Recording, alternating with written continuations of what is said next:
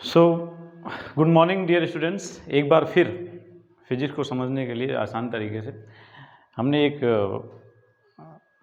जो है wave form जो है बनाया है कि वेव जो है हमारा कैसे मीडियम में ट्रेवल करता है। इसके लिए पाइप और बीच में जो है ये सेलो टेप, ये एक्स्ट्रा पाइप, ढेर सारा एक्स्ट्रा पाइप हमने और ये सेलो टेप के जरिए जोड़ दिया दोनों साइड से। तो हमारे पास एक मीडियम तैयार हो गया, माध्यम तैयार हो गया, जिसमें ये हमारा माध्यम के कण हो गए। अब हम लोग ये समझने की कोशिश करते हैं कि इसमें लॉन्गिट्यूडनल और ट्रांसवर्स, अनुदैर्ध्य और अनुप्रस्थ तरंग समझने की कोशिश करते हैं। अनुप्रस्थ तरंग क्या है? जो माध्यम के कणों के कंपन की लंबोत दिशा में ट्रेवल करता है। दैट सिंपली मीन्स, इतना क्लिष्ट है, इतना कठिन है, समझ नहीं आया होगा। माध्यम के कण ये हो गए और एनर्जी यहाँ से आगे बढ़ेगी और माध्यम के कण इस दिशा में जो है मूवमेंट करेगा और एनर्जी आगे बढ़ेगी। तो ये आगे जा रही और ये इसके परपेंडिकुलर, तो ये दोनों लंबवत हो गए। इस दशा में जो हमें तरंग पैदा होगा वो अनुप्रस्थ तरंग होगा। अनुप्रस्थ तरंग जो माध्यम के कणों की दिशा की लंबवत तरंग होती है उसको अनुप्रस्थ बोलते हैं। और दूसरा एक अनुदैर्ध्य होता है। अनुदैर्ध्य तरंग, जिसको लॉन्गिट्यूडनल बोलेंगे, वो माध्यम की दिशा में ही एनर्जी आगे बढ़ेगी। इसमें लंबवत हो रहा है। और अनुदैर्ध्य में, जिसको हम लोग इससे समझने की कोशिश करेंगे, ये जो हमारा हेलिकल स्प्रिंग है, इससे हम लोग अनुदैर्ध्य समझेंगे, लेकिन अभी हम लोग अनुप्रस्थ तरंग समझने की कोशिश करते हैं। तो ये हमने तैयार किया है एक्स्ट्रा पाइप के जरिए। इसको जितने ही टाइट रखेंगे माध्यम हमारा जितने ही टाइट रहेगा, टाइट का सेंस है सॉलिड, अगर सॉलिड है तो तरंग की गति तेज होगी, बहुत तेज ट्रेवल करेगा। तो हम ये आपको कैमरे के सामने ला के दिखाएंगे। ये हमारा, अब इसमें ध्यान दीजिएगा कि हम थोड़ा सा एनर्जी यहाँ पे पैदा करेंगे और एनर्जी आगे बढ़ेगी। तो देखिएगा टाइट होने पे ये एनर्जी जो है कैसे आगे ट्रेवल करती है। आप ये ध्यान दीजिए कि जो एनर्जी यहाँ पे डिस्टर्बेंस से पैदा हो रहा है वो ट्रेवल कर रहा है पूरे कंपन के अलाउंग। तो ये हमारा जो है कण इस दिशा में जा रहा है और एनर्जी आगे की तरफ जा रही है। और दूसरी चीज़, एनर्जी आगे जाके फिर वापस भी आ रही है, क्योंकि वहाँ पे हमारा जो एंड को हमने टाइट बांध दिया है।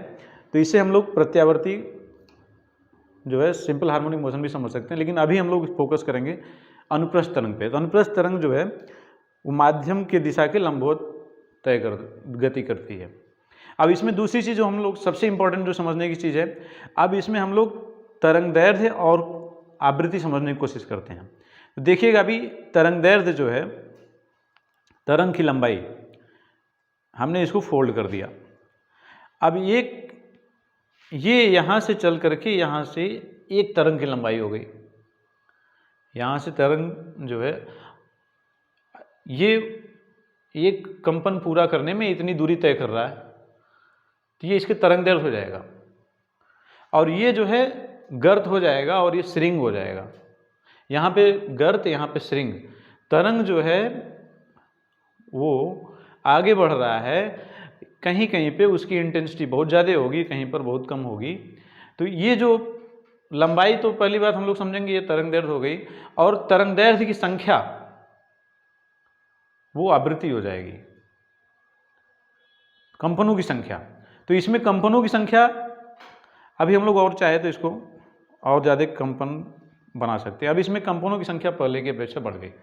इसका मतलब इसकी इस तरह का जो तरंग होगा उसकी आवृत्ति ज़्यादा होगी। यहाँ पे देखिए कंपन की संख्या हमने घटा दिया, यहाँ पे तरंगदैर्ध्य बढ़ रहा है और आवृत्ति घट रही है। इसका मतलब तरंगदैर्ध्य और आवृत्ति दोनों में व्युत्क्रमानुपाती संबंध होता है। तरंगदैर्ध्य बढ़ेगा तो आवृत्ति घटेगी। अब अगर हम तरंगदैर्ध्य घटा रहे हैं तो आवृत्ति बढ़ जाएगी। तो तरंग के संचरण में हमें दोनों चीज़ें समझनी चाहिए। ये हो गया हमारा अनुप्रस्थ तरंग। तो इस मॉडल के जरिए हम लोग अनुप्रस्थ तरंग उसको आसानी से समझ सकते हैं। Thank you.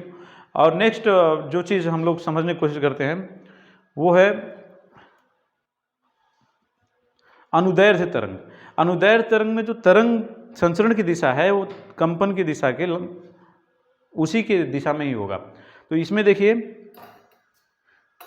संपीड़न और विरलन पैदा होगा। तरंग संचरण की दिशा ऊपर नीचे और कंपन की दिशा भी ऊपर नीचे। तो जब दोनों की दिशा सेम हो जाएगी तब यह अनुदैर्ध्य हो जाएगा। इसमें संपीड़न होगा, कहीं कहीं पे आप देख रहे होंगे कि स्प्रिंग बहुत नज़दीक आ जा रहा है और कहीं कहीं पे स्प्रिंग बहुत दूर हो जा रहा है। तो इसमें माध्यम में विरलन और संपीड़न पैदा होता है और अनुप्रस्थ वाले में श्रिंग और गर्त पैदा होता है। Thank you.